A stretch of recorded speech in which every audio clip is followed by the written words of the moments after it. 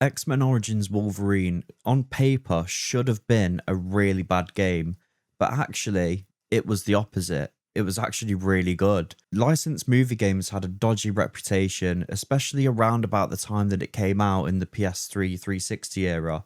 And it was actually a nice surprise to have a movie licensed game that wasn't actually completely terrible. And I'll be completely honest, I actually like the game more than I like the film. The film, I actually only really liked the first part where you start to see Wolverine from when he was young up until when he joined the army in the film. But other than that, I didn't really feel like it was an X-Men Wolverine film, and I didn't really like the story that much anyway. We got the Gambit, but that's about it. It just felt like the game actually understood Wolverine a bit more, and it tapped into the violence, it tapped into the rage, the healing factor, and the physicality in a way that the film couldn't or just didn't, which to me was very surprising because actually we'd already had X-Men films in the past, and I rewatched X-Men 1 and 2 recently, the original ones, and they were amazing, but Wolverine was way more violent in those films,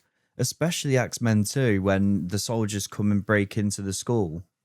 For me, the game actually brought Wolverine to life more than it did in that film, which for a movie tie-in game, you wouldn't expect because generally movie tie-in games have been either doing the exact same story as the film with additional added bits in for longer gameplay, because the film's usually around 2 hours on average, but a game can last anywhere from 10 to 20 hours sometimes. But the surprising thing about this for me is actually I liked the game more than the film. Usually the film is so much better than the actual game, and I was actually pleasantly surprised that this wasn't the case. So to set the scene on why I'm even talking about the Wolverine game in this video, I'd just come back from a holiday, I was sat there, I was bored, I wanted something different to play, and I just decided that I wanted to buy a hack and slash and just play it. And I could have chose a load more games, but actually I remembered that when I was younger, I played the X-Men Origins Wolverine demo when we used to have demos for a load of games, and I was hooked. I replayed that demo about 10 times, even though it was a short portion of the first level,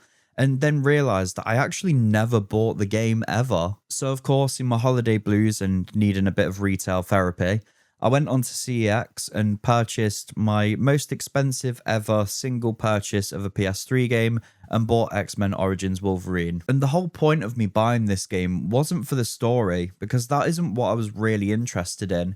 It was the combat. You've got your lunge attacks, which in my opinion are my favourite part of this game, especially when you pull one off when someone's jumping at you midair and it goes all slow motion, and then when you land you can just jump up and then stab, stab, stab again. That was amazing.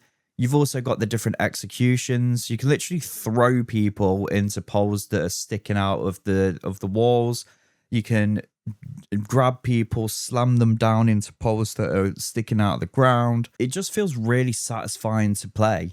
And even the change up in enemy types is a nice change every now and then. Like, you can come into a room and be faced with like 10 to 20 different enemies, and a lot of them are the nice, easy to kill ones. You're just getting shot at, and Wolverine's healing factor goes into place and you're fine. But then you've got other ones like the machete ones in the first mission that fly at you. And then you've got, on top of that, the ones that set you on fire. And I'm just talking about the first mission just in case nobody's played it and they want to. I know what spoiler culture is like. But that variety of enemies still keeps it interesting while making you feel like Wolverine. It felt like more Wolverine Unleashed rather than a tame superhero game that, you can't go around and killing anything. This game is brutal. And whilst the graphics probably don't stand up to today's standards, remember, it is a PS3 era game. The visual damage when you take damage as Wolverine and the healing factor still looks incredible to this day. And you actually take the damage where you take it in game. So what I mean by that is, for example, someone with a machete comes at you and they slash down your chest. It's going to be down there, and then you can see the skin slowly coming together as you rebuild health and your health bar goes back up. And it's one of the things that I absolutely loved and remember the most about the demo, is being so impressed by that. And even if you get blown up by a barrel, for example, all your skin and all your limbs and muscles come off, and you're just left with a skeleton. And it's so, so cool. And when it comes to healing and characters being invincible or having some sort of a healing factor, I don't think many games really do it that way. I mean, Deadpool, I played that recently as well. It does something similar. I mean, you can see the suit being ripped and you can see some damage, but it all looks exactly the same every single time. Whereas in Wolverine, it's like it's got its own like hitboxes where the damage is, and it adds to that immersion of being Wolverine. And it does make me think, why don't other games do it? We've got all this modern technology where we are able to do it. And it looks like actually in the new Wolverine game that comes out later on this year from Insomniac that we're actually going to have some of that, which I'm very, very excited about, by the way. But there are so many other games that could do healing better.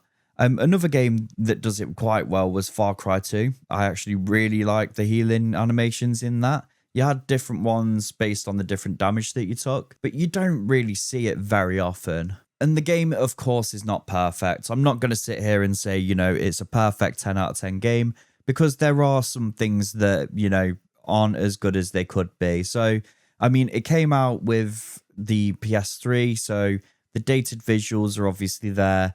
It's got old mission design, and sometimes it can feel a little bit repetitive, but I didn't care because it's got that charm to it. It's got that charm of a game that is actually better than the film, but also it's got that charm of just being Wolverine, one of my favorite superheroes. So maybe I'm blinded by that fact, but also I just like to jump on for half an hour to an hour every now and then and just hack and slash some enemies.